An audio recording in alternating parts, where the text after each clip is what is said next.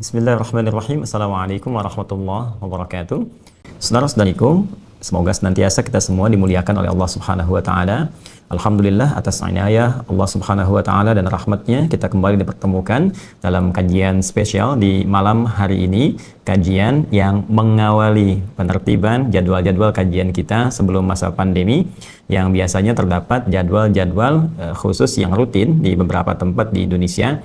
Kini coba kami akan aturkan dan tertibkan sehingga jadwal itu insya Allah tetap berjalan, namun dalam suasana daring, dalam jaringan, yaitu suasana online seperti saat ini. Namun insya Allah dengan izin Allah Subhanahu wa taala meneruskan materi-materi yang telah kita pelajari sebelumnya, sehingga kurikulumnya tetap berlangsung dengan baik. Pun demikian, Anda juga insya Allah dapat lebih mudah menjangkau, karena dengan ini semua di wilayah-wilayah Indonesia yang sesungguhnya punya keinginan untuk datang ke tempat kajian, boleh jadi bisa lebih mudah untuk menjangkaunya, dan dengan izin Allah Subhanahu wa taala kita bisa melanjutkan mempelajari, mendalami, dan dengan izin Allah mengamalkan apa yang telah kita pelajari dari materi-materi yang telah ditetapkan.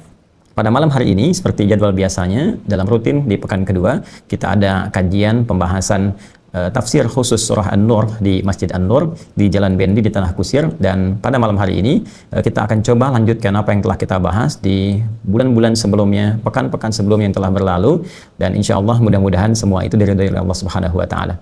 Langsung saja kita akan coba mengingat kembali terlebih dahulu tentang pembahasan pembuka di surah An-Nur, karena pada saat itu pun kita masih dalam ayat yang pertama memasuki ayat yang kedua. Karena itu tidak ada salahnya saya kira untuk kita ingatkan kembali dalam pembuka keutamaan surah ini, mengenal surah ini sampai ke pembuka ayatnya dan fadilah-fadilahnya.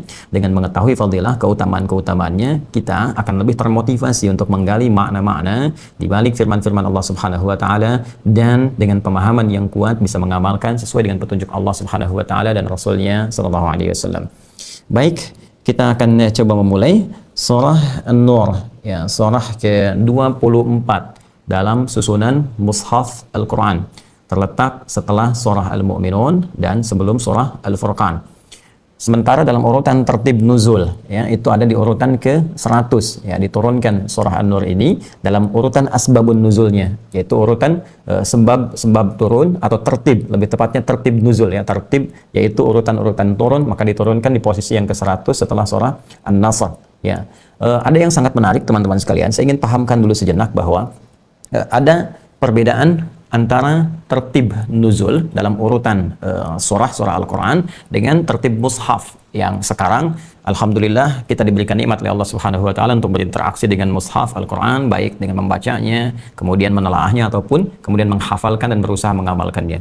Saya ingin coba berikan satu penjelasan yang singkat dulu. Jadi tertibul mushaf, ya, tertibul suar fil mushaf, yang enaknya tertib, atau kita berikan yang umum dulu, ya, tertibus suar fil Quran. Nah, ini lebih mudah memahaminya. Ya, tertibul suar fil Quran. Urutan surah-surah dalam Al-Quran. Nah, ini kalau kita lihat nanti ada dua klasifikasi utama. Yang pertama, berdasarkan turunnya, ya. Turunnya Al-Quran disebut dengan nuzul. Karena itu kita mengenal istilah nuzul Al-Quran. Turunnya Al-Quran, ya, baik itu saat turun dari Lauh Mahfuz ke Sama'id Dunya, terkhusus lagi turun dari Sama'id Dunya kepada Rasulullah SAW dalam jangka waktu kurang lebih 23 tahun itu. Nah, ini ada yang disebut dengan tertibun nuzul, baik karena ada sebabnya, sebab tertentu, ya, latar belakang diturunkannya ayat atau surah dalam Al-Quran itu, sehingga sebab ini sudah menjadi bahasa Indonesia, ya, asalnya dari bahasa Arab, sebabun, sebab, ya, sehingga kita mengenal dengan sebab nuzul, ya, sebab jamaknya asbab. Dari sini muncul kemudian istilah yang kita kenal dengan asbabun nuzul. Asbabun nuzul ayat, karena ayat itu diturunkan maka sifatnya nuzul. Tapi kalau hadis diucapkan keluar, maka itu disebut dengan wurud namanya, ya. Asbabun nuzul untuk Al-Quran, asbabul wurud untuk hadis-hadis Rasulullah sallallahu alaihi wasallam. Nah, baik ada yang sebab yang melatar belakanginya, ataupun sifatnya berita atau firman yang disampaikan oleh Allah Subhanahu wa taala yang tanpa sebab-sebab tertentu yang sifatnya informatif, ya, atau sifatnya akhbar, berita, baik sifatnya nanti perintah, al-amr, ya, ataupun kemudian an-nahi, sifatnya larangan. Jadi Al-Quran itu secara umum kita akan temukan dua sisi saja dalam kehidupan sebagai bimbingan. Ada perintah, ada larangan. If'al, kerjakan, wala taf'al, jangan lakukan, ya kan? Nah, ini peta saat kemudian tertib surah-surah Al-Quran itu berdasarkan nuzulnya. Karena itu kita nanti kalau lihat tafsir misalnya, atau bahkan beberapa mushaf, itu beberapa ayat ketika kemudian kita baca, di bawahnya suka ada keterangan, kan? Sebab nuzul ayat ini, sebab turunnya, karena peristiwa apa, ya, dan seterusnya. Nah, kemudian yang kedua, setelah kita dapati tertibun nuzul, nah ini kita dapati kemudian tertibul mushaf. Ya, tertib al-mushaf. Nah, yang kita dapati saat ini.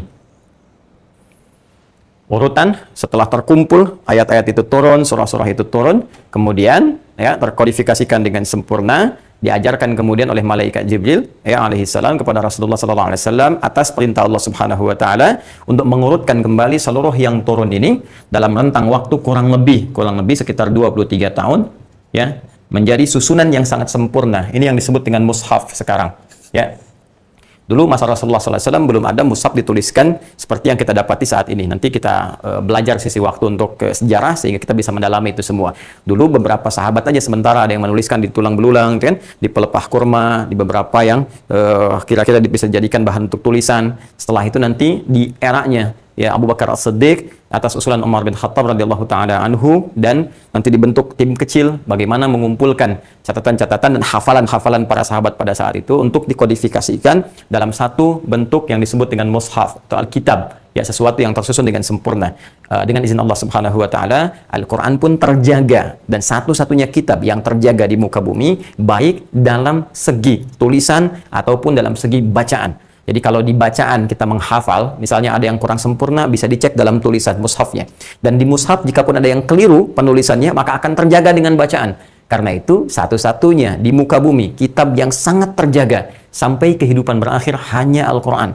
Saya katakan hanya Al-Quran. Dan ini benar berupa janji Allah Subhanahu wa taala yang tertuang di Quran surah ke-15 Al-Hijr di ayat yang ke-9.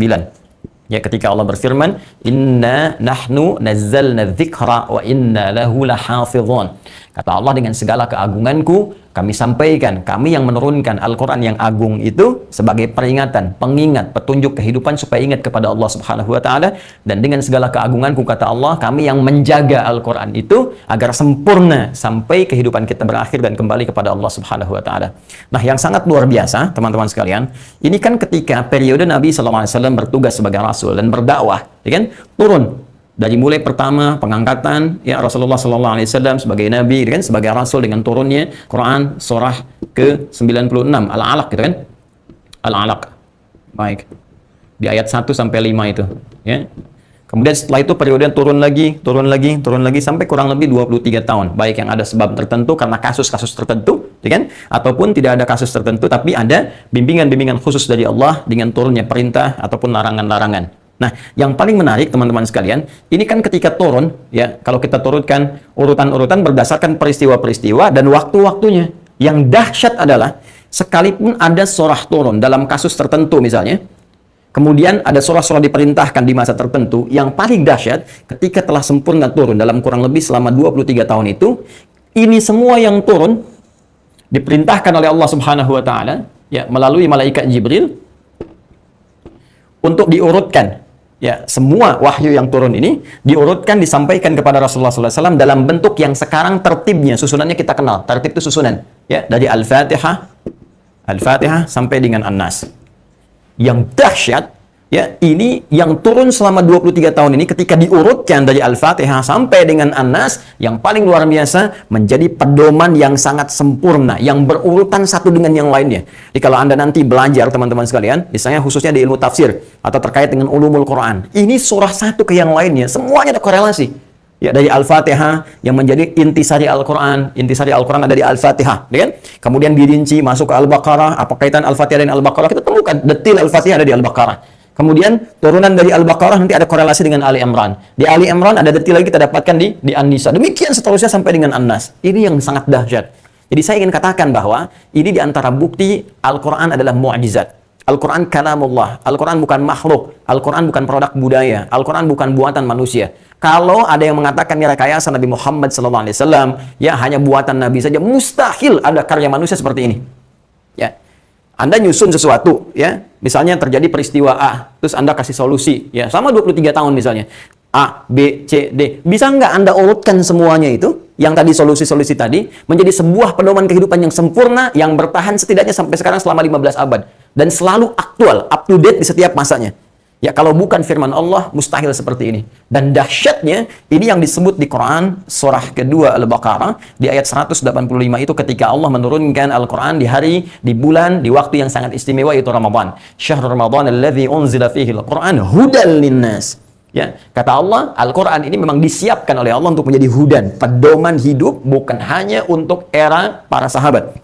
Di masa Rasulullah SAW, masyarakat yang hidup di masa Rasulullah SAW, tapi untuk seluruh manusia sampai kehidupan berakhir. Jadi yang sangat luar biasa, ketika semua ini diurutkan, menjadi susunan tertib seperti sekarang, Al-Fatihah sampai An-Nas, inilah hudan yang sangat sempurna yang berlaku di setiap zaman dan terjaga. Yang paling hebat itu, Masya Allah, ya banyak ulama mengarang nanti korelasi antara satu surat dengan surat yang lainnya, seperti karyanya misalnya Al-Imam As-Suyuti, gitu kan?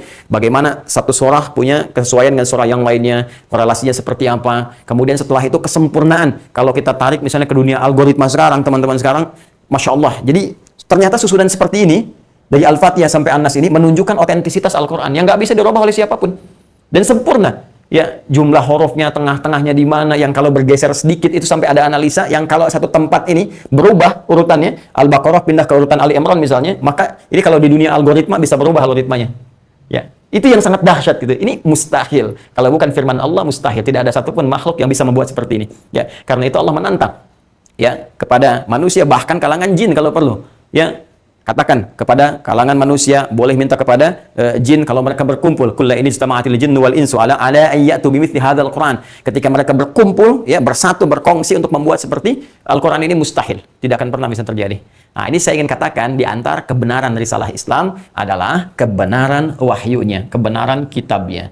Jadi kalau Anda ingin menguji misalnya benarnya satu agama, benarnya satu keyakinan, ada 3 pokok ujian. Satu, ya, ada yang terkait dengan aspek ketuhanannya, ya, yang dikenal dengan ilahiyat, ya, ya. Pokok beragama itu kan pokok pengakuan terhadap Tuhan, itu kan pokok penyembahan. Jadi ada beda antara manusia dengan yang bukan manusia, makhluk dengan Khalik. Nah, maka di antara keterangan yang paling jelas yang menunjukkan tentang aspek ketuhanan, silahkan cek di dalam Al-Quran. Bandingkan dengan kitab manapun pada saat ini yang ada di muka bumi. Hanya Al-Quran yang menerangkan dengan sangat jelas tentang pokok-pokok ketuhanan. Siapa yang harus disebut Tuhan? Bagaimana sifat-sifatnya? Apa bedanya dengan yang bukan Tuhan? Sempurna sekali. Dan dahsyatnya, Al-Quran membuka semua firman keterangan itu untuk diuji. Silahkan uji, silahkan cek. Ya, dan sangat luar biasa. Itu yang tidak mudah. Ya, di kitab-kitab lain mungkin bisa menuliskan keterangan, tapi boleh jadi belum tentu siap untuk diuji. Al-Quran bahkan menantang, silahkan uji, silahkan cek. Dan Anda akan temukan bahwa tidak ada yang lebih sempurna daripada keterangan ini. Yang kedua adalah aspek ibadahnya, teman-teman sekalian. Ya, di agama manapun, kalau sudah kita punya komitmen untuk menyembah satu Tuhan, kita menyembah Allah Subhanahu wa Ta'ala, maka apa konsekuensi dari pengakuan kita terhadap Tuhan tadi? Kita orang Islam bersyahadat, syahadu an la ilaha illallah, ya wa syahadu anna Muhammadar Rasulullah. Kita mengakui bahwa tidak ada yang tertuhankan, yang layak disembah kecuali hanya Allah Subhanahu wa Ta'ala. Lalu pembuktiannya seperti apa untuk menunjukkan komitmen itu? Maka pembuktiannya ada di ranah ibadah. Ya, karena itu kalau kita ingin mengecek kebenaran satu agama, cek dalam konsepsi ibadahnya seperti apa. Dan Islam sangat luar biasa. Ritualnya jelas, diatur dari ibadah yang pokok, bahkan jelas dari cara sholat itu dari takbir. Ya, bahkan dari wudunya, seperti ini wudunya, seperti ini takbirnya, dari mulai dibuka sampai ditutup dengan salam, bahkan amalan pasca salamnya seperti apa, yang sunnah ada bagaimana, kemudian yang muamalah seperti apa, yang paling dahsyat dari bangun tidur sampai tidur lagi, ada semua petunjuknya. Makanya saya katakan kalau Islam ini produk budaya, rekayasa manusia, mustahil siapa yang bisa bikin seperti itu. Ya, petunjuk kehidupan yang sangat sempurna dan ditemukan dari awal sampai dengan kemudian kita tidur kembali. Dan silahkan bandingkan, dicek gitu kan, untuk mengecek kebenaran itu. Kita tidak harus memaksakan kepada orang lain. Kita hanya melihat pada diri sendiri, benar nggak kita berislam selama ini? Bagaimana kita bisa menjawab kalau ada orang mengatakan, kenapa kamu pilih Islam? Ya, kenapa harus Islam? Maka kita bisa menerangkan, ini loh alasannya. Kenapa saya meyakini Islam? Kenapa saya kemudian beribadah dalam nilai keislaman? Ini alasan yang kita bangun. Ya, harus ada dasar ilmunya. Karena bertauhid pun harus pakai ilmu. Fa'lam annahu la ilaha illallah. Ya, mesti punya ilmu untuk memantapkan pada jiwa dan melekatkan pada hati kita bahwa tiada Tuhan yang layak disembah, diibadahi kecuali Allah Subhanahu wa Ta'ala. Yang ketiga pada sumbernya, pada kitabnya, referensi beragamanya, ya, sumber beragamanya, referensi beragamanya, kitabnya. Ya, di kita ada Al-Qur'an, detil penjelasannya dalam hadis-hadis Rasulullah sallallahu alaihi wasallam, ya, dan sangat luar biasa. Dan Keadaan ini pun sempurna. Semua yang terdapat dalam Al-Quran sempurna. Lafadznya sempurna, susunannya sempurna, sifatnya sempurna. Kitab mana di muka bumi ini yang bertahan, tidak pernah ada kesalahan ya dalam setiap masa yang dilalui. Sampai sekarang kurang lebih sudah 15 abad. Sempurna dibacakan dari awal sampai akhir. Tidak pernah ada ejaan yang disempurnakan. Silahkan cek. Ya dari zaman Abu Jahal, ya alif lam mim aja. Sampai yang sekarang misalnya. Ya dari sejak dulu sampai dengan kekinian. Sama saja. Dan yang paling dahsyat teman-teman sekalian, tidak ada selain Al-Quran, kitab yang dibaca berulang-ulang, tidak pernah orang bosan. Ya, dan bisa dihafalkan oleh siapapun. Yang melihat bisa menghafal, yang tertutup pandangannya dari maksiat bisa menghafal, gitu kan? Anak kecil bisa hafal, orang dewasa bisa hafal, yang tua bisa hafal, dimudahkan. Ya, kalau bukan firman Allah mustahil. Ini diantara bukti kebenaran risalah Islam.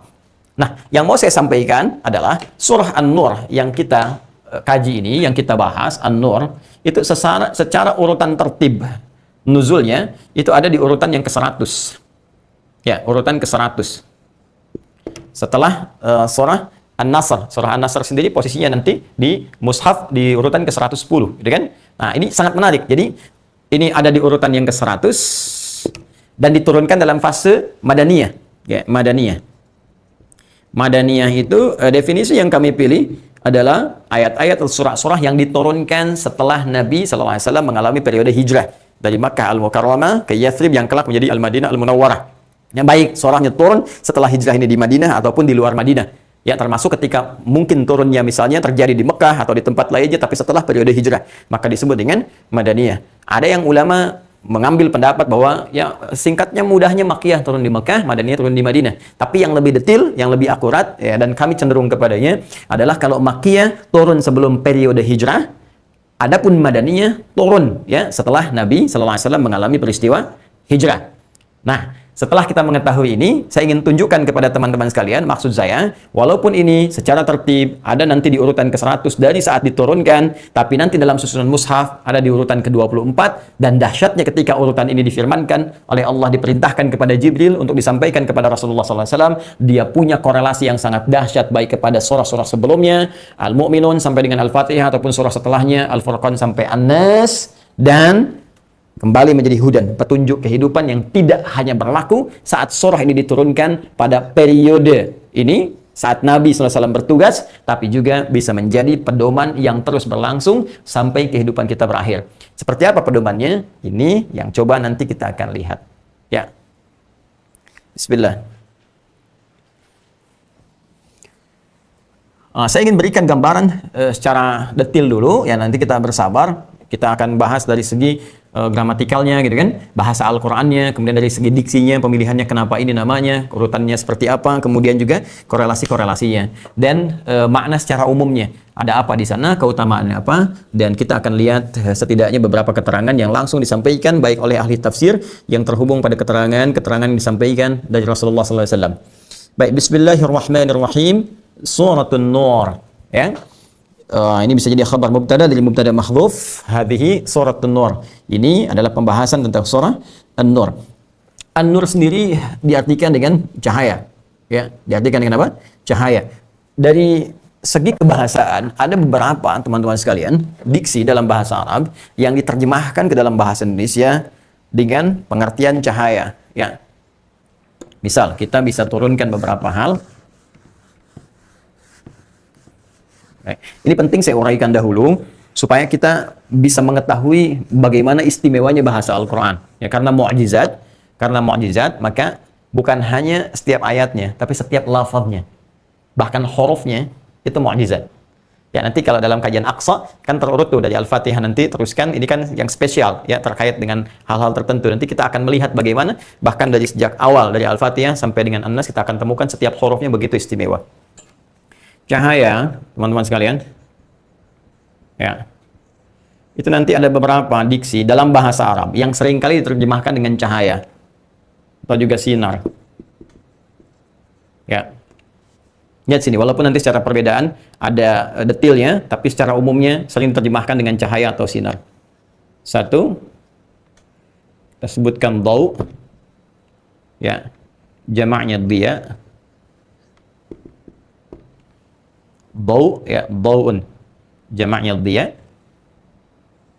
Kemudian yang kita sekarang dapati nur, ya, Dan ini menariknya, tidak dijamakan dalam Al-Quran. Walaupun kita ketahui nur jamaknya anwar, ya, jamaknya apa? Anwar. Ya, tapi ini tidak pernah diberikan bentuk jamak dalam Al-Quran. Kita berikan seperti ini, ya. Kemudian ada siraj. Ya, seperti ini ya. Kita ambil 3 dulu saja. Ada dhaw, ada nur, ada siraj. Apa perbedaan di antara 3 ini yang spesifik? Kalau kita ambil kata dhaw, jamaknya dia, seperti di Al-Quran misalnya surah ke-10 Yunus di ayat yang kelima, huwallazi ja'ala syamsa dhiya'a, dialah Allah yang telah menjadikan, menetapkan matahari. Mentari memiliki sinar, jadi matahari bersinar, punya sinar. Nah, udah terbayang sampai sini? Ya, jadi kalau kita lihat matahari kan punya sinarnya sendiri ya, Allah tetapkan, Allah ciptakan. Jadi matahari diciptakan punya sinar. Sinar yang memancar langsung dari bendanya, ya. Itu disebut dengan dhaw dalam bahasa Arab. Dalam konteks makhluk ya. Sinar yang memancar langsung dari bendanya, ya, secara langsung dari bendanya. Jadi Allah menciptakan benda ini langsung memiliki cahaya, ya, bercahaya. Itu disebut dengan dhaw. Jamaknya disebut dengan dhiya. Dhiyaun. Jelas? Baik, fokus ya, tenang teman-teman sekalian. Ini juga kata dhaw ini bisa berarti hakiki, real, bisa berarti majazi. Ya, real, hakiki seperti cahaya matahari, sinar mentari yang kita dapatkan. Ya, matahari bersinar, kemudian nampak kita memantulkan hal-hal yang kita lihat, ya, dengan pantulan-pantulan secara optik bisa kita lihat benda-benda sekitaran di siang hari, gitu kan? Baik, sekarang kita teruskan teman-teman sekalian. Ini bisa juga bentuknya majazi, majaz, kiasan. Ya, seperti misalnya wajah yang bercahaya, ya kan? Yang punya aura. Itu pun bisa terambil dari kata dhaw. Sehingga ada sebagian ulama yang mengkorelasikan kata dhaw ini juga memiliki korelasi dengan kata wudu. Ya, wudu'un. Ya, ada yang mengaitkan demikian. Ya, cahaya yang memancar, aura-aura yang memancar, sinar-sinar yang memancar dari orang-orang yang terbiasa membersihkan, menyucikan dirinya dengan syariat wudu itu. Ya, ada pancaran-pancaran yang nampak, aura-aura kebaikan yang nampak dalam dirinya. Ya, kenapa? Karena ketika seorang berwudu, kata Nabi SAW dari hadis Muslim, ya, ketika seorang berwudu maka jatuhlah, ya, kotoran-kotoran. Yang dimaksud kotoran ini dosa-dosanya, bukan kotoran-kotoran spesifik yang menempel, ya, sebagai hadas gitu. Tapi dosa-dosa yang melekat, dosa-dosa yang melekat di wajahnya, dosa-dosa yang melekat kemudian di tangannya sampai ke ujung kakinya. Karena itu dianjurkan ketika seseorang berwudu itu bukan sekedar dia membasuh biasa, tidak, tapi dia mencoba merefleksikan. Ya, dia mencoba bahkan melihat, ya, apa yang pernah dikerjakan oleh anggota tubuh yang biasa dilakukan dalam wudu ini. Oleh lisan yang sering berkata, ya, mohon maaf, mata yang melihat, telinga yang mendengar, tangan yang bergerak, memegang dan sebagainya sampai ke ujung kaki. Jangan-jangan ini seringkali digunakan pada yang tidak tepat. Berapa kali tangan menuliskan hal yang kotor, ya, lisan berbicara yang tidak baik, sampai kaki melangkah ke tempat yang salah. Ya, karena itulah setelah wudu rahasianya kenapa kita berdoa. Masih ingat doa wudu? Asyhadu an la ilaha illallah wa asyhadu anna Muhammadar Rasulullah. Terus kemudian, ayo, masih ingat? Ayo admin, apa coba? Kenapa ada di situ redaksi tawabin? Allahumma ja'alni minat tawabin. Tuh. Ayo saya tangan lagi pada teman-teman. Ya Allahumma ja'alni minat tawabin. Ya Allah, mohon jadikan aku termasuk orang-orang taubat. Kok bisa baru wudu tapi doanya taubat? Asyhadu an la ilaha illallah, asyhadu anna Muhammadar Rasulullah. Kan? Allahumma ja'alni minat tawabin wa ja'alni min minat wa ja'alni min ibadikas salihin. Kan? Allahumma ja'alni minat tawabin. Ya Allah, jadikan aku termasuk orang-orang yang taubat. Kok bisa wudu tapi doa selesai wudu itu doa taubat? Ternyata wudu itu membimbing kita untuk memperbaiki. Taubat itu kan mengakui sesuatu yang salah, menyesalinya, tidak mengulanginya. Jadi ketika kita membasuh wajah, kita melihat apa yang salah di wajah kita ini. Ya, termasuk wajah kan di bagian depan ini kan. Ya, lisan mungkin keliru, pandangan keliru. Kita basuh dalam wudu, kita ingat-ingat apa yang salah. Begitu kita tahu ada yang keliru tadi menatap yang salah, kan? Kemudian berucap yang keliru. Terus kita bertobat menyesali itu semua. Ya, meminta kepada Allah kebaikan-kebaikan. Karena itu, yang kotor-kotor hilang dalam tubuh kita, terpancarlah aula kebaikan. Nah, ada yang mengaitkan korelasi itu dengan nama wudu namanya. Sehingga ketika di akhirat, orang-orang beriman yang terbiasa berwudu dengan baik, maka cahaya akan lahir dari tubuhnya karena bekas wudunya. Ya, tud'a yaumal qiyamati, dipanggillah kemudian di hari kiamat ummati, kata Nabi sallallahu alaihi wasallam, umatku itu akan dipanggil di hari kiamat ghurral muhajjalin, ya, penuh dengan cahaya di tubuh-tubuhnya itu min atharil wudu, karena bekas wudunya. Jadi di dunia dia menjadi kiasan majazi dengan tampilnya aura-aura kebaikan. Dia orang wudu itu kelihatan ada bekas cahaya di wajahnya, terus kemudian ada aura kebaikan tampak dalam anggota tubuhnya. Di akhirat, kebaikan-kebaikan ini melahirkan cahaya yang hakiki. Ya, ini teman-teman sekalian, kata dau dengan jamaknya, dia dan korelasinya dengan kata wudu. Saya pernah uraikan ini. Ya, ada sebagian yang bertanya, kemudian menyoal, dan saya uraikan dengan lengkap dan korelasi-korelasi terkait dengan dalil-dalilnya juga. Ya, wallahu ta'ala a'lam bissawab. Kemudian kita teruskan. Adapun nur, dia bermakna cahaya. Tapi dia memiliki kelebihan dari yang pertama tadi, dengan sifat bisa memantulkan kembali, ya, cahaya itu dalam wujud-wujud kebaikan. Ya, dalam wujud-wujud kebaikan. Jadi kalau kita mendapati ini semua, ya, akan memantul kembali kepada kita, ya, atau sifat sekitaran-sekitaran kita dengan nilai-nilai kebaikan, tampak dengan sangat indah, dengan sangat baik. Ya, kalau diarahkan kepada pengertian makhluk, jadi kita bagi dua begini.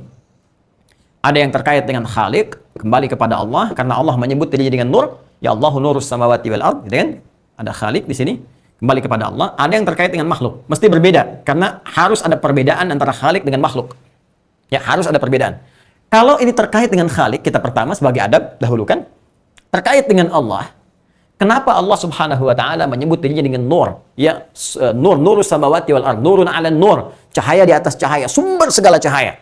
Karena memang sifat Allah selalu memberikan cahaya, memberikan petunjuk, memberikan semua arahan-arahan kebaikan pada setiap hambanya. Tapi yang paling menarik, ya, cahaya-cahaya itu akan menghadirkan pantulan-pantulan kebaikan pada setiap hamba-hambanya, makhluk-makhluknya. Jadi kalau misalnya Allah berikan petunjuk berupa cahaya ibadah lewat sholat misalnya, ya, diberikan cahaya, berikan petunjuk, ya, cahaya lewat ibadah ritual, kita meminta kepada Allah petunjuk. Sholat itu kan minta petunjuk, ya, dan petunjuk kan kiasan dari kata cahaya, kan? Saya mendapatkan cahaya nih, saya mendapatkan jalan keluar, saya mendapatkan petunjuk, ya, saya mendapatkan arahan. Ya, orang-orang sastra mengatakan saya mendapatkan cahaya nampaknya, ya kan? Nah, ini petunjuk, arahan. Secara ritual kita meminta kepada Allah petunjuk lewat sholat.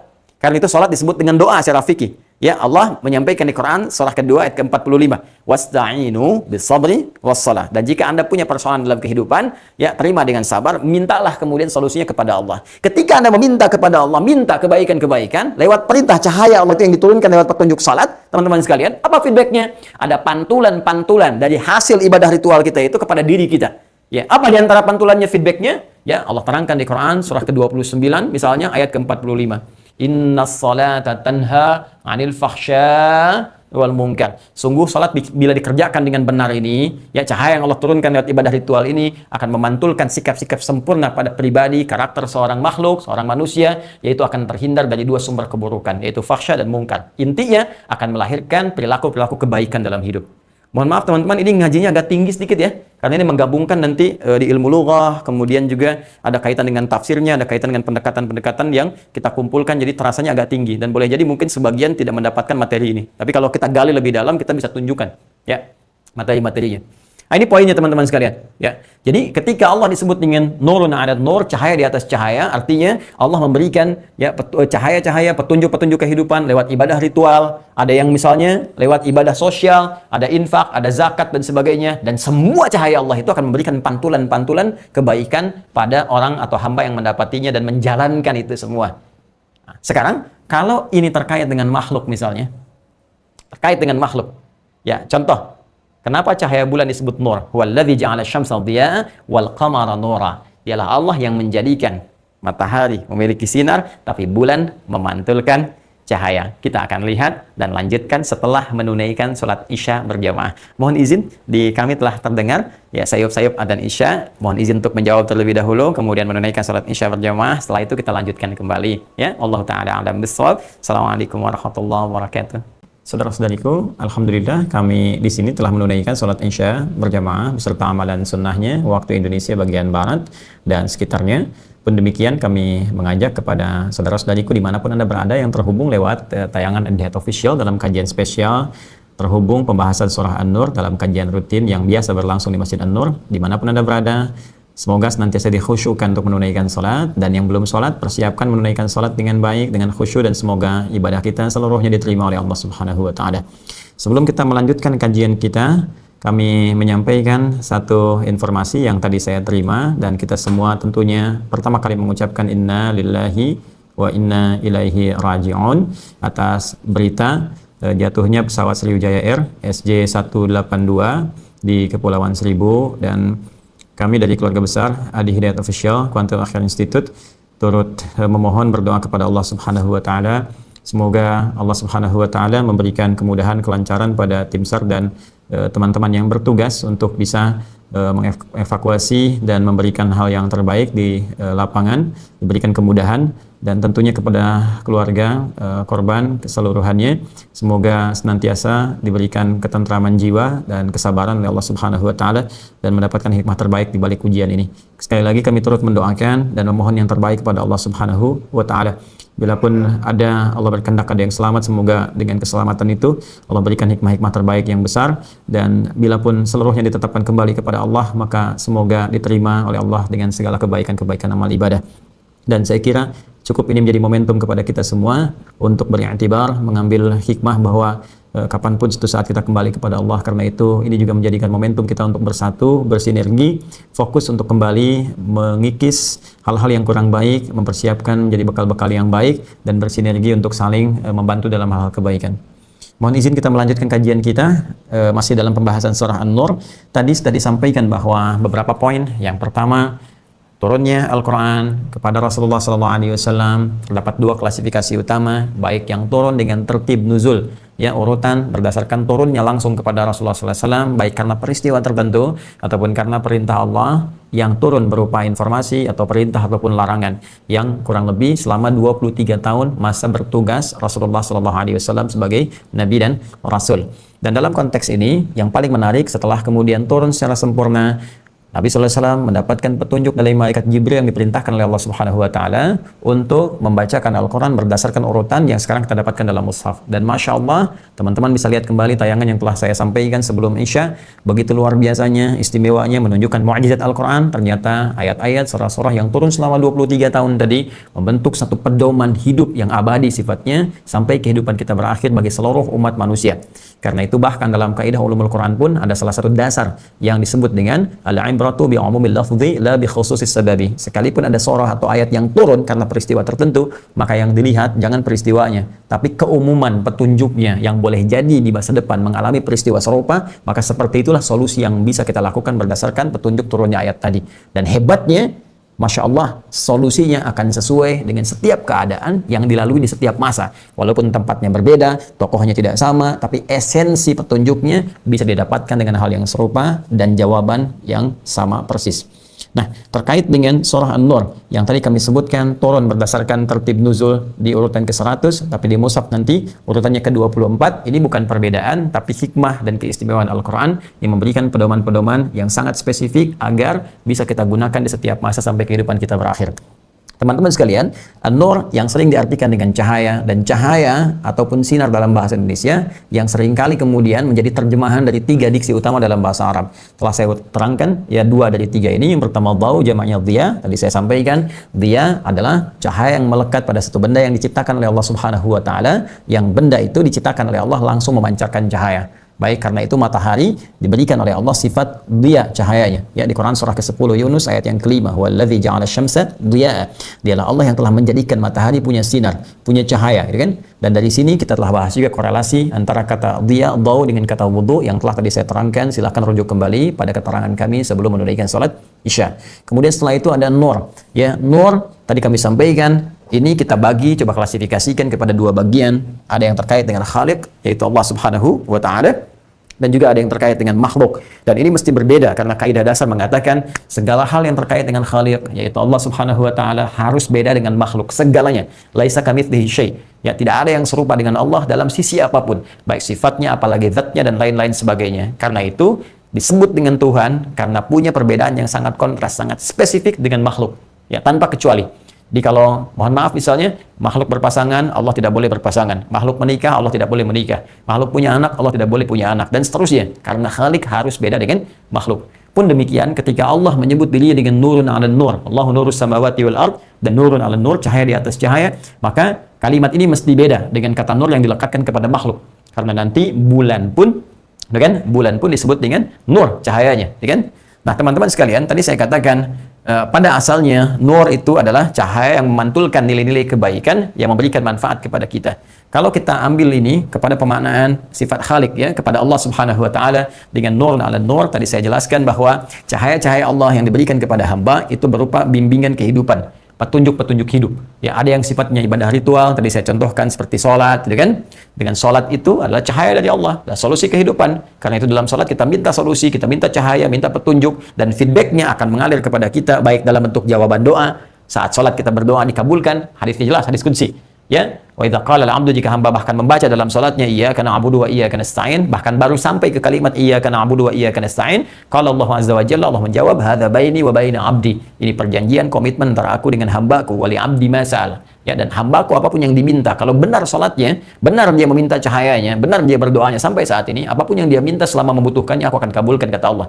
Karena itu tidak sedikit para nabi, rasul, orang-orang saleh, gitu kan? Bahkan mereka meminta dalam sholat, seperti Nabi Zakaria yang meminta dalam sholat, dia minta kepada Allah cahaya, solusi, minta keturunan, dan diberikan, dikabulkan oleh Allah Subhanahu wa taala. Itu kisahnya ada di Quran surah ketiga Ali Imran ayat 38 sampai 39, seperti yang sering pernah saya sampaikan.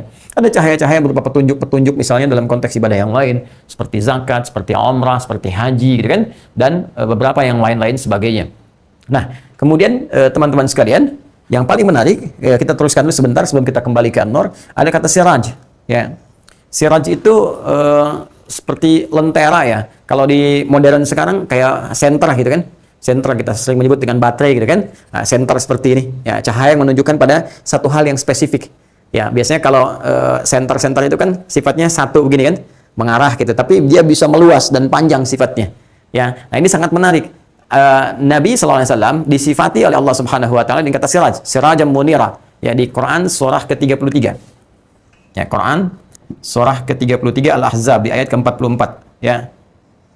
Wada'iyan ilallahi bi'idnihi wa sirajan munira. Dan Nabi SAW, nah ini mengajak, ya, wada'iyan ilallahi, mengajak hamba-hamba, mengajak umatnya, mengajak setiap manusia untuk kembali kepada hukum-hukum, ketentuan-ketentuan, petunjuk-petunjuk, pedoman-pedoman dari Allah Subhanahu wa taala.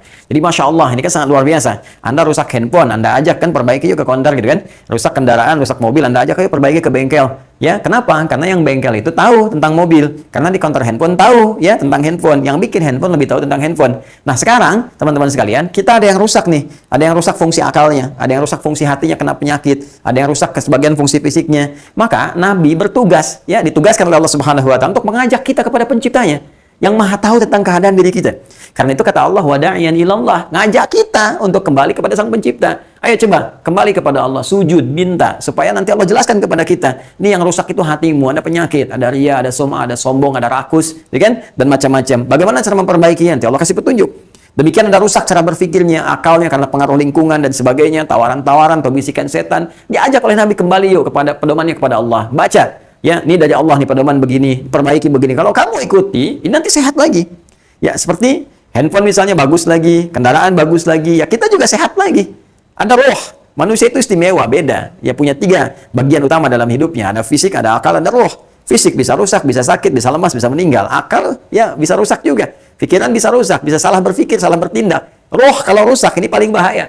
Gelisah, orang bisa gelisah, bisa bunuh diri, bisa mengerjakan hal yang kotor dan sebagainya. Maka perbaiki semua itu kembali kepada Allah. Maka tugas Nabi ngajak. Nah, ketika Nabi ngajak itu seperti nyenterin gitu, ya, ngajak kita tuh, ya, mengarahkan dengan sinar, ya. Jadi kalau kita misalnya ngajak orang-orang di kegelapan, gelap kan, ya, terus kita ingin ngajak orang-orang menuju pada satu jalan kan biasanya bawa senter kan, gini kan, atau pelita begini kan. Nah, pelita, senter itu bahasa Arabnya siraj namanya. Ya, pelita itu siraj, ya. Nah, Nabi itu sirajam munira. Ya, membawa beliau itu pelita, mengeluarkan manusia dari kegelapan-kegelapan, keburukan-keburukan. Ya, dari kegelapan hatinya, kegelapan pikirannya. Makanya di antara hal yang diterangkan oleh Al-Quran melalui sifat tugas Nabi itu, apa di antaranya? Liyukhrijan nas minadh dhulumati ilan nur. Untuk mengeluarkan manusia dari kegelapan ilan nur kepada an-nur nih, kepada cahaya yang datang dari Allah Subhanahu wa taala. Ya, lewat apa? Lewat bimbingan ibadah, lewat sholat, kan? Lewat bimbingan-bimbingan yang lainnya dan sebagainya. Itu yang sangat menarik. Nah, karena itu redaksi Quran itu indah, teman-teman. Tinggi sekali. tinggi, bahasanya tinggi. Tapi kalau kita mengaji dengan benar, itu kita dapatkan, Masya Allah, ini mustahil manusia yang membuat seperti ini, mustahil. Tidak ada, tidak bisa. Ya, ini pasti firman Allah Subhanahu wa Ta'ala kembali. Karena firman itu bukan makhluk, Al-Quran itu bukan makhluk, karena itu pemaknaan An-Nur ini nggak bisa dibawa ke pemaknaan makhluk. Ya, karena dia firman Allah, maka kita harus melihat feedbacknya seperti kita melihat bagaimana Allah Subhanahu wa Ta'ala memberikan sifat nurnya. Artinya apa? Ketika Allah memberikan cahaya-cahaya kepada hambanya, pedoman-pedoman kehidupan, ada yang berbentuk ibadah ritual, ada yang berbentuk tadi ya ibadah sosial seperti zakat, infak dan sebagainya, dan kumpulan semua petunjuk-petunjuk ini detailnya ya ada dalam Al-Qur'an. Ya. Dan di antara surah-surah Al-Qur'an itu 114 ada satu surah yang spesial. Surahnya langsung diberi nama dengan surah An-Nur. Surah An-Nur untuk menunjukkan bahwa seluruh ayat yang terkandung di dalam satu surah ini ada cahaya yang Allah berikan di dalamnya. Yang kalau kita pelajari, kita amalkan, maka pengamalan itu akan memberikan cahaya, pedoman-pedoman kehidupan kepada kita yang akan memberikan keadaan kita tampak bersinar di hadapan Allah Subhanahu wa Ta'ala. Nah, itu cara memahaminya, ya, berbeda dengan pemahaman kepada makhluk tadi. Sehingga di Quran surah ke-10 ayat yang kelima, ketika rembulan pun ya pantulan cahaya yang disifati dengan An-Nur, wallazi ja'ala asy-syamsa dhiya'a wal qamara nura. Dialah Allah yang menjadikan matahari bersinar dan bulan mendapatkan pantulan cahaya, ya, memantulkan cahaya. Bukankah pantulan cahaya dari bulan memberi manfaat kepada kita? Ya, silakan cek. Ya, bulan kan ketika menerima pantulan, ya, menerima sinar misalnya dari matahari kan, terus memantulkan cahaya kan? Ketika dipantulkan, ada yang sempurna begini, kan? Ada yang bentuknya sabit seperti ini, kan? Ada yang bentuknya kemudian sabitnya, ada yang tengah-tengah begini, ya? Ada yang sabitnya terus ke bawah sampai hilang. Nah, ini kalau orang belajar membaca dari sejak dulu, ya mereka tahu setidaknya menunjuk kepada waktu. Kalau sempurna begini, ya pasti pertengahan ini. Kalau bukan 13, 14, 15, ya kan? Kalau ada begini pasti awal bulan. Ah, ini gajian. Ya, kalau pakai tanggal hijriah cepat, Bu. Ya, di rumah tangga kepada ayah, papa, mulai nanti besok uang belanjanya menggunakan tanggal hijriah saja. Masya Allah, kalau bukan tanggal 29, tanggal 30, cepat. Ya, kalau Masehi kan sampai 31. Ya, cepat nih. Ya, ini pertengahan, ini yang apa namanya? Ini pertengahan, kan? Ini kemudian ya, awal bulan bergerak ke pertengahan. Kalau sudah sabit begini, bawah yang gini, ini pasti akhir bulan. Ya, nanti sampai hilang, berarti sudah mulai berakhir bulan itu akan pindah ke bulan baru, hari baru di bulan baru. Ya, sekarang kalau teman-teman keluar, lihatnya pasti sabitnya begini nih. Yang bawah begini. Yang bawah ini pasti menunjukkan akhir bulan. Ya, akan berakhir bulan sampai hilang sama sekali nanti, itu ijtima nanti. Disebutnya konjungsi istilahnya, menunjuk kepada proses berpindah ke bulan baru di hari yang baru. Ya, dan setiap ada pantulan dari cahaya bulan tadi memberikan informasi-informasi berharga kepada kita, termasuk nanti pasang surutnya air laut dan sebagainya yang kita bisa pelajari di fisika-fisika dasar. Ya.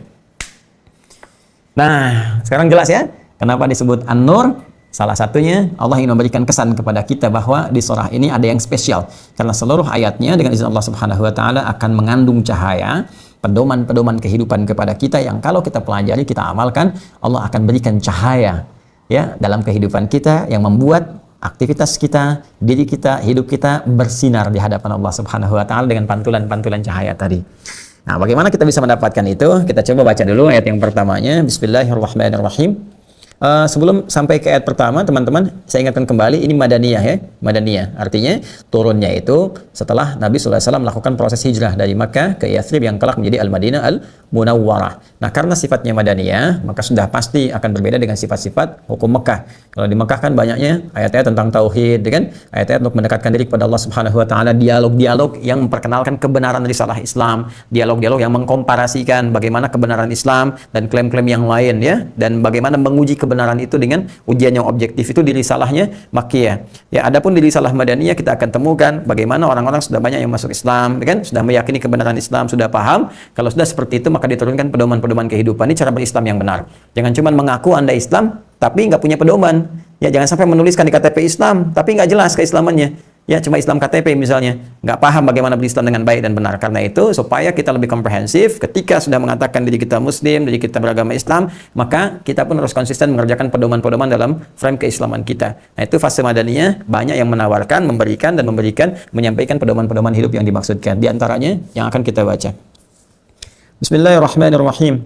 Suratun anzalnaha wa faradnaha wa anzalna fiha ayatin bayyinatin la'allakum tadhakkarun.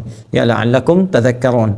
Saya baca kembali. Suratun anzalnaha wa faradnaha wa anzalna fiha ayatin bayyinatin la'allakum tadhakkarun. Baik teman-teman sekalian, mari kita lihat sejenak. Suratun anzalnaha. Inilah satu surah yang kami turunkan. Ya, inilah satu surah yang kami turunkan. Wa faradnaha, dan kami wajibkan di dalamnya beberapa pedoman-pedoman kehidupan. Ada kewajiban-kewajiban, ada perintah-perintah, ada larangan-larangan, ada berita-berita. Kan? Saya baca secara perkata dulu ya. Wa anzalna fiha, dan kami turunkan di dalam surah itu ayatin bayyinat, kan? Penjelas, tanda-tanda yang jelas, petunjuk-petunjuk yang jelas yang mendekatkan diri kita kepada Allah Subhanahu wa taala, la'allakum tadhakkarun, yang dengan penjelasan-penjelasan itu, hukum-hukum yang diturunkan itu diharapkan kalian semua mampu menjadi lebih ingat dan dekat dengan Allah Subhanahu wa taala. Ya, kita baca di tafsirnya ya. Bismillah. Yaqulu ta'ala, Allah Subhanahu wa taala berfirman, hadhihi suratun anzalnaha. Inilah suratun anzalnaha, kan? Satu surah yang kami turunkan, fihi tanbihun 'alal i'tina biha wala yanfa ma'adaha. Ya. Ini tafsirnya kita baca yang Ibnu Katsir dulu, tafsir bil Ma'thur dulu, nanti kita akan perkaya wawasannya dengan tafsir-tafsir dengan corak yang berbeda ya. Baik, suratun anzalnaha fihi tanbihun 'alal i'tina biha. Di dalam lafaz ini, di dalam firman Allah ini, dalam kalimat suratun anzalnaha fihi tanbihun, di dalamnya terdapat satu pengingat ya, satu peringatan 'alal i'tina biha wa la yanfa ma'adaha. Untuk kita bisa fokus kepada surah yang disebutkan ini ya, walaupun dengan demikian kita tidak menafikan surat-surah yang lainnya. Ya, seakan mufassir ingin berkata, di sini Imam Ibnu Katsir ingin berkata, semua surah dalam Al-Qur'an itu istimewa. Semua surah dalam Al-Qur'an itu penting. Ya, semua surah dalam Al-Qur'an mengandung pedoman. Tapi ketika Allah menurunkan surah yang ke-24 An-Nur dalam mushaf ini, ya dalam urutan mushaf ini, dan menyebut langsung suratun anzalnaha, seakan-akan ketika kita sedang membacanya kita diminta, walaupun semua surah Al-Qur'an itu sangat istimewa, pedoman hidup, baik, tapi ketika kita sedang membaca surah ini, kata Allah saking pentingnya, fokuslah kepada surah ini dan berikan perhatian yang sempurna. Jelas ya? Kalau kita kembalikan ke makna An-Nur, seakan-akan bahasanya begini. Kalau Anda menginginkan cahaya tadi, ingin bersinar hidupnya, maka fokuslah kepada surah yang akan Anda baca ini. Ya, baik. Wa faradnaha. Baik. Apa yang dimaksud wa faradnaha? Kita lihat bagaimana para mufassir menerangkan. Qala Mujahid, Mujahid bin Jabar maksudnya, salah satu dari tabi'in yang ahli tafsir dan pernah saya bahas. Wa Qatadah, Imam Qatadah juga sudah pernah saya terangkan. Ay bayyana al-halala wal harama wal amra wan nahya wal huluda. Ya, wa faradnaha tadi kita terjemahkan secara tekstual perkata, dan di dalamnya kami tuangkan, sampaikan beberapa kewajiban-kewajiban, kan?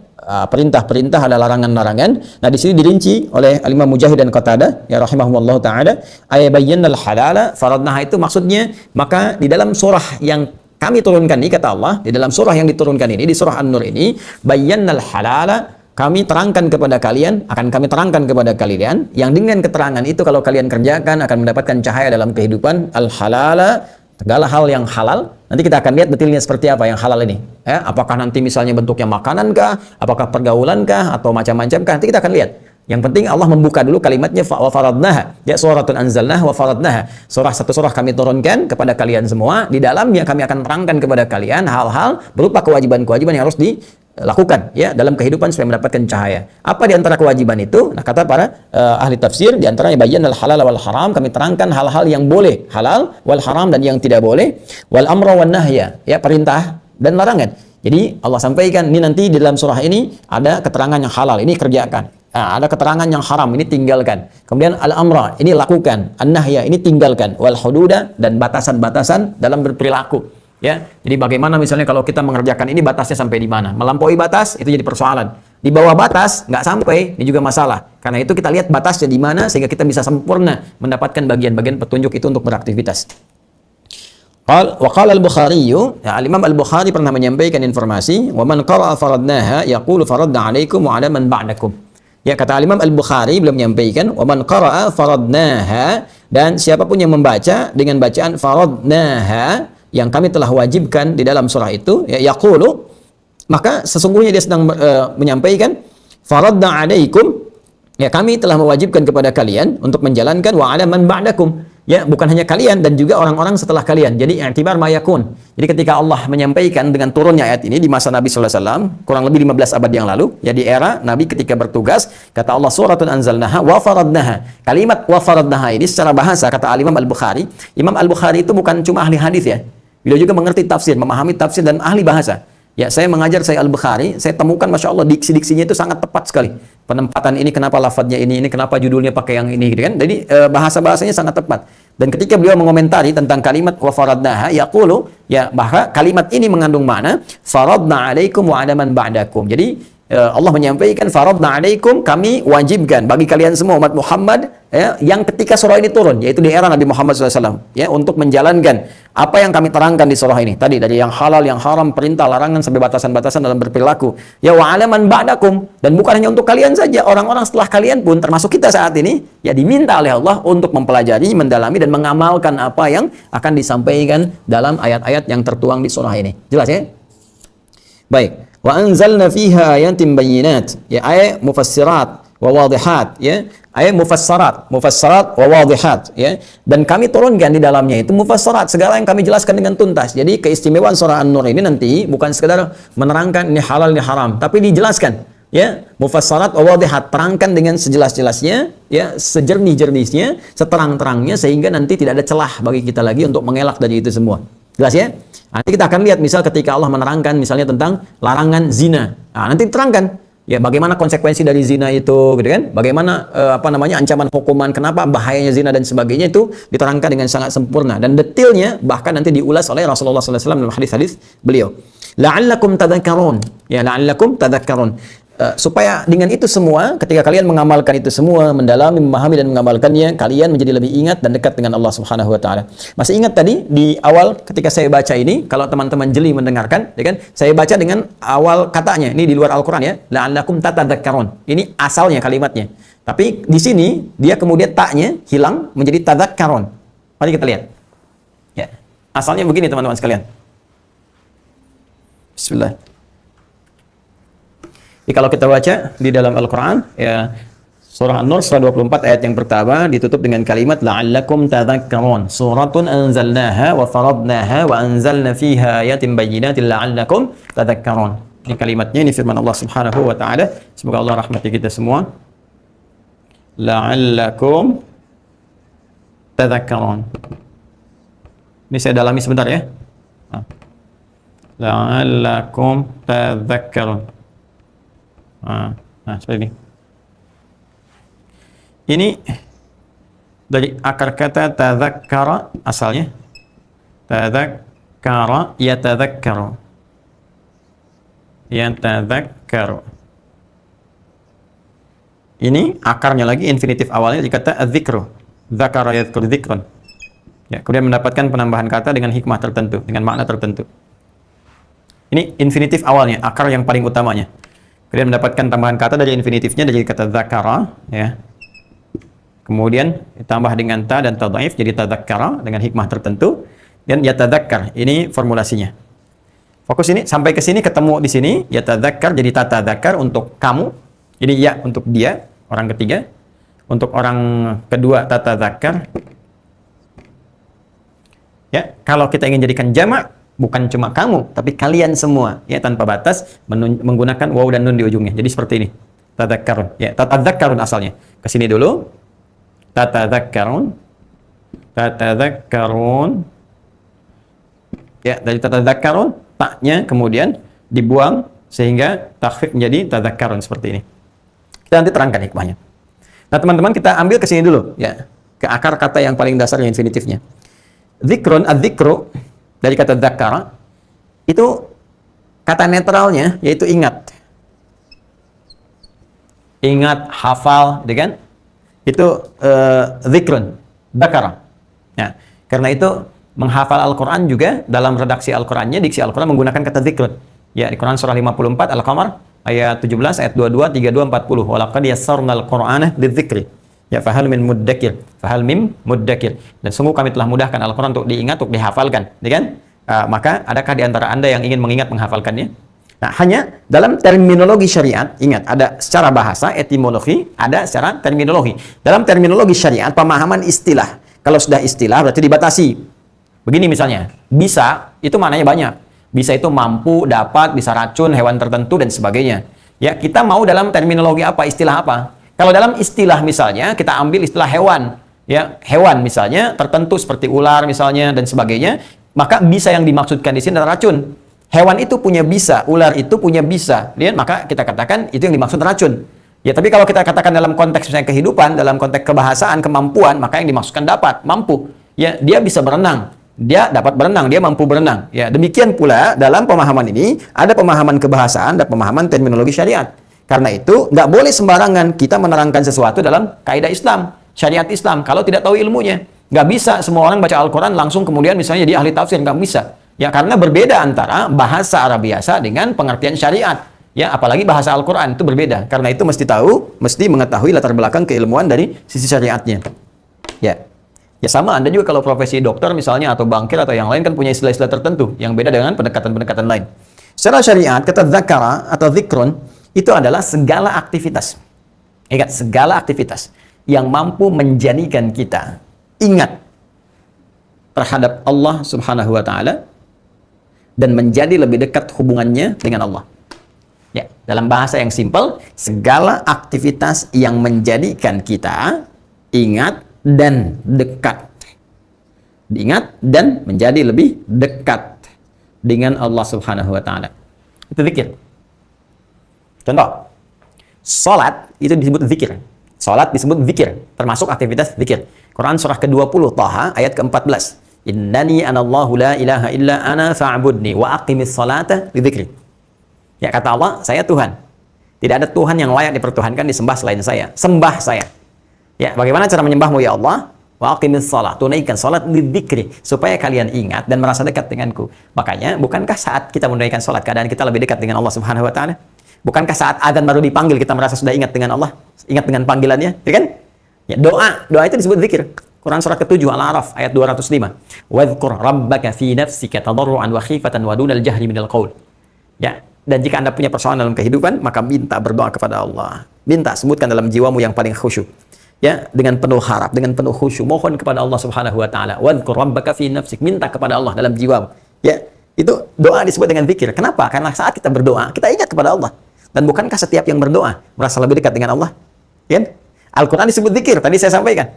Ya, Quran surah ke-54 ayat 17, 22, 32, 40, Quran surah ke-15 ayat yang ke-9 disebut dengan zikir. Kenapa? Karena setiap kali kita baca Al-Quran, kita merasa lebih dekat dengan Allah. Kita ingat kepada Allah Subhanahu wa taala. Wa idza tuliyat 'alaihim ayatuhu zadatuhum imana wa 'ala rabbihim yatawakkalun. Dan orang-orang beriman itu luar biasa. Bahkan dibacakan Quran pun dia ingat dengan Allah, ada getaran di jiwanya dan semakin dekat hubungannya dengan Allah Subhanahu wa taala. Itulah zikir. Ya. Jadi seluruh aktivitas yang mampu mendekatkan diri kita kepada Allah disebut apa namanya? Disebut zikir. Ingat dan dekat. Dengan ingat apalagi dekat dengan Allah, apapun tiada batas Allah berikan kepada kita. Anda dekat dengan seseorang aja di dunia yang punya titipan dari Allah sesuatu, apakah misalnya taruhlah harta benda tertentu, pengetahuan tertentu, atau misalnya boleh jadi kekuatan atau jabatan dan sebagainya. Bukankah Anda mendapatkan kemudahan-kemudahan yang terbatas sifatnya, ya kan? Di luar itu nggak dapat lagi. Sekarang bagi Allah apa yang terbatas? Bagi Allah apa yang tidak mudah? Nah, itu feedbacknya. Jelas ya? Maka mendekati Allah itu penting. Ingat Allah itu penting. Ya, dan beriman kepada Allah itu lebih penting. Jelas ya? Nah, sekarang teman-teman sekalian, dzakara itu ingat, zikir itu sifatnya. Kalau kita berusaha menjadikan, mengerjakan itu semua dan dengan tujuan menjadikan keadaan itu tertanam pada diri kita untuk ingat. Ya, sehingga dengan ingat itu terbawa dalam kehidupan kita. Ingat. Ya, salah langkah, astagfirullah, lihat sesuatu yang bagus, masya Allah, gitu kan? Nah, terus kita mengerjakan sesuatu, ingat kepada Allah, ya, masuk masjid, kaki kanan, keluar, kaki kiri, gitu kan, dan sebagainya. Simpelnya adalah, apa yang kita kerjakan menjadikan keadaan itu terbawa pada diri kita untuk ingat Allah. Dan keadaannya ingat, maka berubah nanti katanya dari dzakara menjadi tadzakkar. Ya, tadzakkara, keadaan yang paripurna untuk menjadikan diri kita tersambung ingat kepada Allah Subhanahu wa taala. Jelas ya? Jadi kalau dzakara mengingat, prosesnya tadzakkar sudah tertanam ingatan dalam diri kita sehingga terhubung dengan Allah Subhanahu wa taala. Ya, tadzakkar. Nah, ini bentuk past tense kalau di dalam gramatikal infinitifnya lah, ya infinitif baru setelah mendapatkan tambahan kata gitu kan. Seperti ini, tadzakkar. Bentuk progresifnya dikenal dengan mudhari' namanya, maka tambahkan satu di antara 4 huruf yaitu anita. Ya, hamzah, nun, ya, ta, anita. Baik ya? Dengan tambahan itu a menunjuk kepada saya, ya, bentuk menunjuk kepada kata pertama, jamaknya nahnu, kami, kita, ya. Kemudian ya untuk menunjuk kata orang ketiga, kata ganti ketiga, dia, ya, ya. Kemudian tak, kamu. Kata penunjuk pada kata ganti kedua, kamu, engkau. Nah, kalau kita ingin jadikan orang ketiga, ya pakai ya di sini. Dari kata tadzakkara jadi ya tadzakkar, tambah ya depannya. Jelas ya? Nah, keadaan dia sudah terhubung dengan Allah. Keadaan dia ingat dengan Allah karena keadaan dia melatih dirinya supaya terhubung. Kalau kita katakan kamu, ya, kamu berarti ganti ya-nya dengan ta. Tatadzakkar. Gini. Jelas? Keadaan kamu terhubung dengan Allah. Keadaan kamu sudah merasa dekat dengan Allah Subhanahu wa taala. Jelas? Kalau kita ingin katakan siapa sih yang tidak ingin dekat dengan Allah? Bukan hanya kamu, banyak kok. Ya, jamak dari kamu, kalian kan? Jamak dari kamu, kalian. Kalau kita ingin jadikan kalian, ini tak kamu, maka tambahkan waw dan nun di ujungnya. Di setelah tatadzakkar tambah waw dan nun. Ya, secara singkat kalau ada waw dan nun pasti bacaannya huruf sebelum waw. Maka kita baca tatadzakkarun. Ya. Ingat pokoknya kalau ada waw dan nun di ujungnya, huruf sebelum waw ini pasti Ya, la'allakum ta'qilun, ta'lamun, tu'minun, ya, dan seterusnya. Ini tambah waw dan nun tatadzakkarun jadi kalian. Ya, kalian menjadi ingat, kalian menjadi terhubung dengan Allah Subhanahu wa taala. Ini keadaannya telah terhubung, telah jadi. Nah, kalau kita ingin percepatan, cepat ingatnya, cepat terhubungnya, maka rumusnya takhfif, ringankan. Ya, dalam bentuk bacaannya, dalam bahasa Arab hilangkan tak pertamanya di bagian depan ini. Di balaghah nanti, ya, hilangkan bagian pertamanya. Kalau di bacaan jadi takhfif untuk meringankan bacaan, tapi ada makna. Karena rumus dalam gramatikal bahasa Arab, rumusnya ziyadatul mabna tadullu ala ziyadatil makna.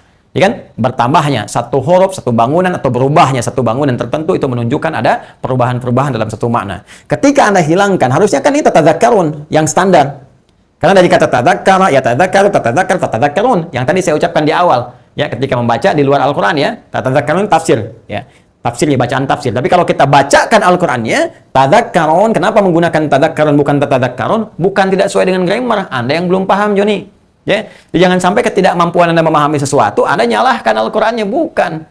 Ya, jadi kalau kita belum paham, kita belajar untuk paham. Ini kenapa kemudian difirmankan oleh Allah, la'allakum tadzakkarun, ini menunjukkan rahmat Allah bahwa ketika Anda belajar dengan benar surah An-Nur ini, memahaminya dengan baik, maka ini shortcut, cara cepat kita untuk terhubung dengan Allah Subhanahu wa taala sehingga berada dalam pantauan rahmatnya, bersinar dalam setiap tindakan kita dan mendapatkan cahaya Allah Subhanahu wa taala. Pengen cepat, baca An-Nur, gitu. Itu maksudnya. Ya, pengen mudah, pengen cepat, pengen singkat, pelajari surah An-Nur. Jelas? Tapi apakah setiap orang yang belajar baca surah An-Nur sudah pasti dapat cahaya? Belum tentu. Karena ini dibuka dengan kata la'allakum. Ya. La'allakum itu di bahasa Arab disebutnya dengan harfu taraji. Ya, taraji. Taraji. Bukan taraje ya. Taraje. Oh, ini harfu taraje nih, taraje bacanya gitu. Bukan, ya, taraji, harfu taraji. Taraji itu singkatnya begini. Huruf yang menunjukkan sebuah makna akan satu hasil yang diraih yang tidak mungkin itu digapai kecuali dengan kesungguhan. Saya ulang ya.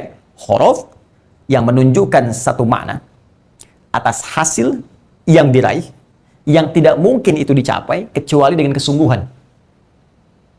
Jadi kalau Anda menemukan satu capaian, harapan yang ingin diraih, diawali dengan kata la'allakum, la'alla, kumnya untuk bentuk jama', la'alla, dengan harfu taraji, kumnya untuk jama', ini menunjukkan mustahil ini bisa dicapai jika kita tidak sungguh-sungguh meraihnya, tidak serius.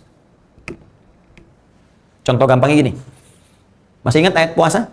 Di Al-Baqarah ayat 183, ya, yang dasar kewajiban ibadah puasa Ramadan, siam Ramadan. Allah berfirman, "A'udzubillahi minasyaitonir rajim, ya ayyuhalladzina amanu kutiba 'alaikumus syiyam kama kutiba 'alal ladzina min qablikum la'allakum tattaqun." Hai seluruh orang beriman tanpa kecuali, aku ingatkan, aku tegaskan kepada kalian semua, ya, sepanjang kalian beriman kepada Allah Subhanahu wa taala, telah memenuhi rukun dan syaratnya, ya, bahwa mulai detik ini diwajibkan bagi kalian menunaikan puasa seperti orang-orang dulu pernah mendapati kewajibannya. Tujuannya apa? Supaya kalian semua meningkat takwanya. Tapi apakah semua yang puasa bisa meningkat takwa? Tidak. La'allakum. Kecuali kalau kalian serius, sungguh-sungguh. Makanya tidak semua orang ikut puasa itu bisa meningkat takwa kalau tidak serius puasanya. Tidak serius ibadahnya. Ya, nggak serius siamnya, nggak serius tarawihnya, nggak serius tilawah Qur'annya, mustahil dapat. Ya, mustahil dapat. Ya, Apakah dapat malam Al-Qadar, Lailatul Qadar? Belum tentu. Kalau nggak serius, nggak sungguh-sungguh bangun, nggak berniat. Walaupun istrinya namanya Lailah, bapaknya Pak Qadar, gitu kan? Kalau digabungkan Lailatul Qadar, ya nggak akan dapat juga. Kalau tidak sungguh-sungguh. Nah, ini pun demikian. Tidak semua orang yang ngaji surah An-Nur, yang baca, yang belajar, bisa mendapatkan cahaya yang dijanjikan. Ya, dari penamaan surah ini yang dijanjikan oleh Allah Subhanahu wa taala, disiratkan, bahkan diberikan jaminan dalam bentuk kebaikan-kebaikan kalau tidak serius ngajinya. Ya, kalau tidak sungguh-sungguh mengamalkannya. Karena itu, sebelum kita melangkah lebih jauh, ya, mendalami apa yang akan disampaikan dari hal-hal yang halal, yang haram, perintah, larangan, batas-batas kehidupan, perilaku, pedoman-pedoman yang melahirkan cahaya dalam kehidupan, maka pesan pertama dalam Al-Quran, jelas di ayat pertama, semua itu bisa diraih dengan tujuan mendekatkan diri kita kepada Allah. Supaya mendapatkan cahaya yang kita dambakan itu, kita harus sungguh-sungguh, kita harus serius, dan menggali berbagai referensi-referensi yang disampaikan para ulama-ulama yang fiqh, terhubung pada keterangan Rasulullah SAW.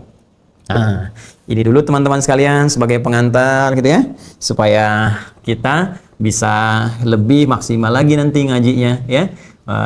Bersabar ya, mohon izin bersabar, pelan-pelan gitu. Dengan saya kalau ngaji ya seperti ini, kadang-kadang kita terangkan dulu kebahasannya bagaimana gitu kan, kemudian sisi kedalamannya, kadang kita bahas nahwu, sharaf, balaghah, kemudian kita masuk ke tafsir-tafsir, keterangan para ulama. Di sini lebih enak, lebih nyaman ya kalau kita berlangsung dari Quantum Akhir Institute, karena beberapa referensi kitabnya bisa dengan mudah diakses. Jadi kalau kemudian kita ingin tunjukkan, kita tinggal ke ruangan tersendiri untuk kitab, kita ambil, kita tunjukkan, ini loh bentuknya seperti ini, seperti ini.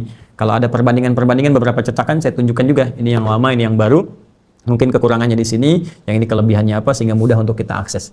Ya, sementara kita cukupkan dulu untuk kajian di ayat yang pertama, dan saya ingin menyapa kepada teman-teman di DKM Masjid An-Nur. Ya, semoga Allah Subhanahu wa taala senantiasa memuliakan Anda semua. Ya, siapa Mukhlis namanya? Pak Mukhlis ya di DKM, Pak Surya dan teman-teman yang lain, ya Pak Yusmen dan teman-teman keluarga besar di Masjid An-Nur, semoga senantiasa diberikan kemudahan, keikhlasan, itu yang paling penting, keikhlasan oleh Allah Subhanahu wa taala untuk mengelola masjid. Dan ini masih dalam suasana pandemi. Saya ingatkan bahwa saya dari sejak awal pandemi, teman-teman sekalian, memfokuskan semua kegiatan dakwahnya khususnya dalam daring, ya di online. Jadi saya tidak mengisi kajian-kajian yang secara langsung. Jadi kalau ada informasi, ada banner, ada spanduk, ada apa, saya mengisi kajian, itu sudah pasti bukan saya. Mungkin ada hidayat yang lain gitu. Ya, kita tersambung di sini dan mudah-mudahan ada manfaat yang didapatkan, dan kita bersinergi semua. Semangat ya, semua bersinergi dengan doa, dengan ikhtiar, dengan sungguh-sungguh ikhlas. Ya, harus sungguh-sungguh kalau mau cepat selesai pandemi itu, harus sungguh-sungguh. Ya, kalau main-main ya nggak akan selesai. Karena itu saya sarankan juga ya kepada semuanya, ke masyarakat, ke ulama, ya semua kompak, ke stakeholder bangsa, ya dari mulai presiden sampai ke bawahnya, dan tokoh-tokoh politiknya, sudah semuanya kompak. Ya, saya sarankan, mohon dengan sangat ya kepada para politisi itu, tolong membuat kemistri politik yang baik. Ya, coba bersatu dengan baik. Setidaknya kita bersatu dulu untuk menghadapi pandemi ini. Kalau semua didasarkan pada pendekatan politik, saya kira mohon maaf kita sudah lelah gitu ya dengan situasi-situasi seperti ini. Dan juga mohon izin, mohon maaf sekali, banyak yang harus kita selesaikan. Ya, ada musibah beberapa tempat, bencana alam, segala hal dan sebagainya. Setidaknya kalau kita tidak sepakat dengan dasar-dasar keagamaan, himbauan-himbauan keagamaan, sepakatlah dalam nilai-nilai kebangsaan. Cintai bangsa ini anugerah dari Allah Subhanahu wa taala atas berkat rahmat Allah yang Maha Kuasa. Ini rahmat dari Allah dan diakui di pembukaan undang-undang kita. Kita akui betul, maka jaga rahmat ini, sayangi bangsa kita, sayangi negara kita, jangan terpecah belah. Kita bersatu, dan minimal sekarang tugas besar kita adalah kita atasi pandemi dulu. Secepatnya, sebelum tiba Ramadan lagi, kita kan rindu tarawih lagi, ta'lim lagi. Ya, kemarin Ramadan keadaan kita terbatas. Masa Ramadan sekarang pengen terbatas juga? Ya, semua semangat. Ayo, semua semangat, saling dukung, saling sinergi, saling bersatu dalam kebaikan, dan mudah-mudahan dengan itu semua kita dipermudah. Ya, buzzer-buzzer kalau bisa juga berubah sekarang. Ya, jadi buzzernya ke arah yang baik-baik aja. Ayo bersatu. Nah, itu insya Allah nggak akan dihapus tuh spam-spam begitu. Dan dapat pahala. Insya Allah dapat pahala. Ya, dari Allah Subhanahu wa taala. Mohon izin kalau kurang menyenangkan, tapi ini saya kira harus disampaikan supaya kita bisa cepat mengatasi kesulitan-kesulitan yang tengah diujikan kepada kita semua. Kita insya Allah berhasil. Kita bangsa kuat, kita bangsa hebat, dan insya Allah anugerah Allah begitu dalam kepada kita semua.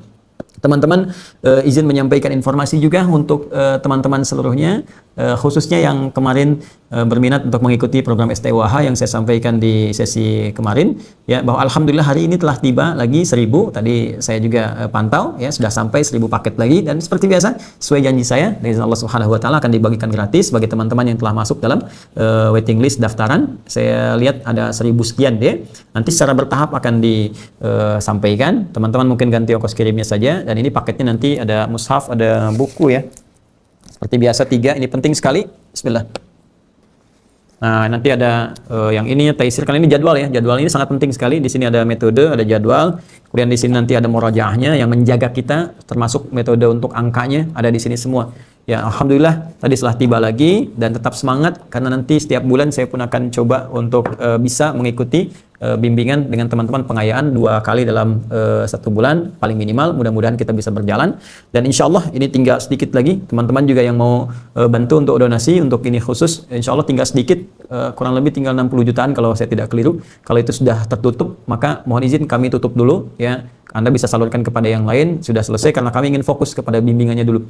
Nanti untuk yang selanjutnya kita akan cetak dengan satu sisi yang lain, tapi kita akan bagikan dengan objek-objek yang berbeda. Nanti saya pengen generasi mudanya ya, mahasiswanya, pelajar-pelajarnya, saya sudah siapkan 5.000 yang baru dan ini gratis dan sudah ada anggarannya. Jadi kalau ini sudah selesai, teman-teman nggak usah kesini lagi, bisa saling bantu dengan yang lain. Dan nanti kita akan hadirkan khusus nanti untuk bimbingan keislaman. Jadi setelah ini selesai, kita fokus pada bimbingannya. Saya akan mulai bikin satu kurikulum. Dan nanti ada buku-bukunya. Nah, itu teman-teman boleh kalau mau ikutan di situ untuk bisa infak misalnya ke pengadaan di buku-buku paket itu, karena saya visinya begini. Saya berpikir daripada kita nanti ada satu kajian ini, satu kajian itu, lebih baik kita membuat satu sistem kajian dengan kurikulum yang rapi. Ya, nanti ada pelajaran tentang akidah misalnya, tentang ibadah, kemudian di sini ada tafsirnya, di sini ada sirahnya. Jadi semua terkurikulumkan dan tersusun dengan benar dan ada sistemnya. Jadi capaiannya lebih terasa, lebih terukur dan manfaatnya lebih kita bisa dapatkan dengan baik. Selain nanti ada sesi diskusi dan sebagainya. Insya Allah sedang disusun, nanti kalau sudah rapi, sudah baik, kami akan launchingkan kepada teman-teman sekalian. Semoga bermanfaat. Setidaknya saya mohon didoakan semoga Allah mengampuni dosa-dosa saya dan keluarga besar dan mudah-mudahan istiqomah dalam kebaikan dan bisa dikumpulkan dengan Anda yang baik-baik bersama orang-orang soleh dan khususnya bersama Rasulullah SAW di kemudian hari insya Allah. Baik teman-teman, mohon doa semuanya sekali lagi untuk saudara-saudari kita yang khususnya tengah diuji dengan musibah dengan jatuhnya pesawat tadi ya, SJ182 Sriwijaya Air. Kepada teman-teman di Sriwijaya Air ya, dengan adanya ujian ini pun tetap semangat ya, tetap semangat teman-teman profesional ya, kita atasi. Kami mendoakan di sini Anda berjuang juga di lapangan dan bertanggung jawab dengan baik. Masyarakat support, keluarga korban bersabar dan selalu mencari solusi ya, mencari solusi itu yang paling penting. Kalau semua hanya memandang pada persepsi pribadinya, tidak akan pernah ada solusi. Semua mencari solusi yang baik dan pasti ada hikmahnya dari Allah Subhanahu wa taala. Allahumma taqabbal minna innaka antas sami'ul 'alim wa tub 'alaina innaka antat tawwabur rahim.